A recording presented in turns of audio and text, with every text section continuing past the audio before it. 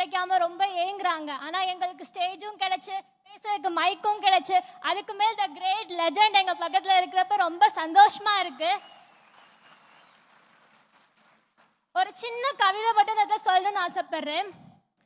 எண்ணில் அடங்காத நட்சத்திரங்கள் நடுவில் ஒளிரும் வெண் நிலவு ஒன்றே, அது போல லட்சக்கணக்கான மக்களில் ஒருவர் தான் தலைவராகிறார், மக்களின் தலைவராகிறார். 1000 பேர் தலைவர் என்று வரலாம், ஆனால் மக்களின் தலைவர்கள் விரல்களை விட்டு எண்ணும் அளவில் தான் உள்ளனர். சாதியை அறவே ஒழிக்க போராடிய தந்தை பெரியார் மக்களின் தலைவரே.